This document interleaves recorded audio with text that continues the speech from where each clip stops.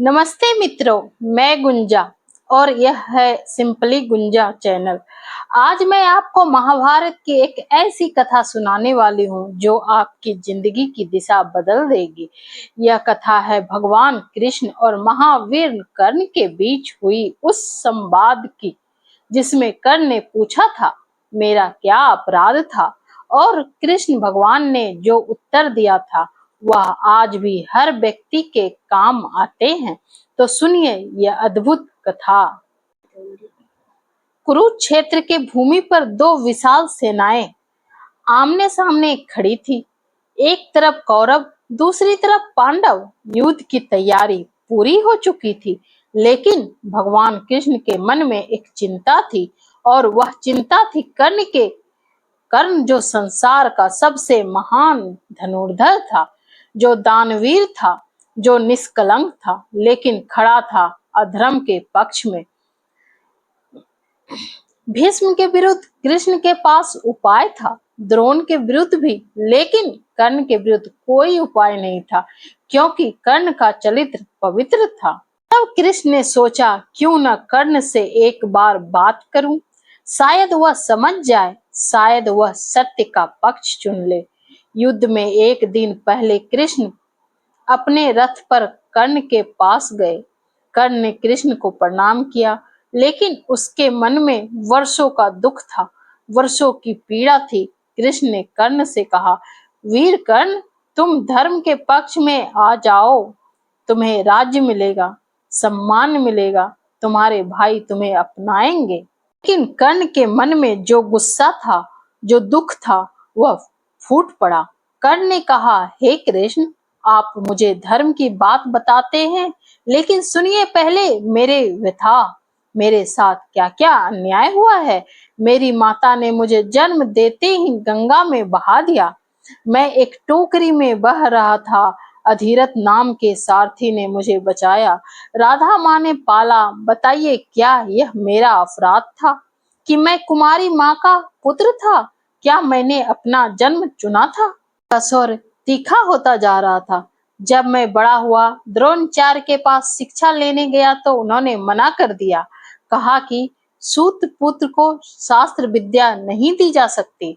मैंने झूठ बोला, खुद को ब्राह्मण कहा। तब परशुराम गुरु ने शिक्षा दी, लेकिन जब सच पता चला तो श्राप दे दिया कि युद्ध के समय सब भूल जाओगे। एक दिन मैं आराम कर रहा था, एक गाय मेरे पास आई। मैंने सोचा कि कोई शत्रु है, तीर चलाया, गाय मर गई। गाय के मालिक ने श्राप दिया कि मेरा रथ का पहिया युद्ध में धरती में धंस जाएगा और मैं निहत्था मरूंगा।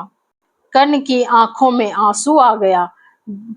द्रौपदी के स्वयंवर में गया, धनुष उठाया तो द्रौपदी ने कहा कि वह सूत्रपुत्र से विवाह नहीं करेगी।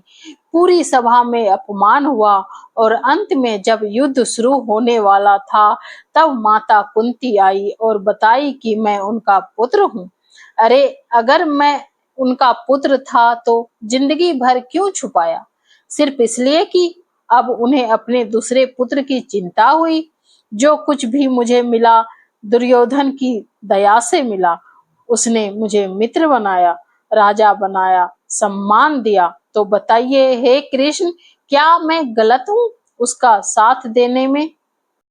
कृष्ण मंद मंद मुस्काए, फिर बोले, कर्ण, तुमने अपनी व्यथा कही, अब मैं अपनी व्यथा कहता हूँ। मेरा जन्म मथुरा के जेल में हुआ था, मेरे मामा कंस के जेल में। जन्म से पहले ही 6 भाई बहनों को मार डाला गया था। मेरी प्रतीक्षा में मृत्यु खड़ी थी। उस रात में पैदा हुआ, उसी रात मुझे माता पिता से अलग कर दिया गया। एक टोकरी में रखकर यमुना पार भेज दिया गया। तुम्हारा बचपन सुंदर घर में बीता, राधा माँ का प्रेम मिला, अधीरथ पिता का संरक्षण मिला। मेरा बचपन गायों के बीच गोबर उठाता अपने हाथों से। कृष्ण का स्वर गंभीर होता जा रहा था। पुतना राक्षसी आई मुझे मारने। अगासुर नाम का राक्षस भेजा गया, बकासुर, उत्सासुर और ना जाने कितने राक्षस। कोई गुरुकुल नहीं मिला, कोई राजमहल नहीं मिला, फिर भी मैंने कभी अधर्म का साथ नहीं दिया। जलासंध नाम का राक्षस मथुरा पर बार बार हमला करता रहा, 17 बार हमला किया। पूरे परिवार को मथुरा छोड़कर समुद्र किनारे द्वारका बसाना पड़ा। क्या यह अन्याय नहीं था? अपनी जन्मभूमि छोड़नी पड़ी। कृष्ण ने आगे कहा, कर्ण, एक बात का स्मरण रखो, जीवन किसी के साथ न्याय नहीं करती। हर व्यक्ति के सामने चुनौतियां हैं, लेकिन धर्म क्या है? तुम्हारा मन जानता है, तुम्हारी आत्मा जानती है। चाहे कितनी भी अन्याय हो चुका है, कितनी बार अपमान हो, महत्वपूर्ण यह नहीं कि तुम उस समय कैसी प्रतिक्रिया करते हो। रोना धोना बंद करो कर्ण। जीवन के न्याय नहीं किया, उसका अर्थ यह नहीं है कि तुम्हें अधर्म के पथ पर चलने की अनुमति मिल गई। मैंने अपने कष्ट को शक्ति बनाया, तुमने अपने कष्ट को क्रोध बनाया। मित्रों, यह कथा हमें बहुत कुछ सिखाती है। पहली शिक्षा, जीवन में सबके साथ अन्याय होता है, लेकिन अंत में यह है कि हम उन परेशानियों को कैसे लेते हैं। दूसरी शिक्षा, परिस्थितियां हमारा चरित्र नहीं बनाती, हमारी प्रकृतियां बनाती है। तीसरी शिक्षा, हमें देखना चाहिए कि कौन हमारे चरित्र का विकास कर रहा है। यदि आपके परिवार के आपको सहारा नहीं दिया तो कृष्ण की तरह अपने कर्मों से अपना स्थान बनाएं। यदि समाज में आपके साथ भेदभाव हुआ है तो उसे सबक लेकर आगे बढ़ें। कृष्ण ने अपने कष्टों से दया सीखा, कर्ण ने क्रोध सीखा।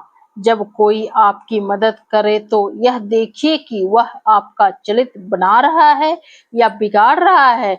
कृष्ण का संदेश बहुत स्पष्ट था। जीवन कठिन है सबके लिए, लेकिन हमारी प्रतिक्रिया तय करती है कि हम कैसी व्यक्ति बनेंगे। कर्ण एक महान योद्धा था, लेकिन उसने गलत साथ चुना। कृष्ण भी संघर्ष से गुजरे, लेकिन उन्होंने सत्य का साथ चुना। इस कथा से यह सीख मिलती है कि हमारे पास हमेशा चुनाव होता है, परिस्थितियां नहीं। हमें विवश नहीं करती है, हमारे निर्णय हमारा भविष्य बनाती है। कष्ट आए तो उनसे सबक ले, बदला नहीं। आने वाली जन्माष्टमी पर कृष्ण से प्रार्थना करते हैं कि हे कृष्ण, हमें शक्ति दो कि हम अपने कष्टों को सत्य की दिशा में बदल सके। यदि यह कथा आपको अच्छी लगी तो अपने मित्रों के साथ साझा करें।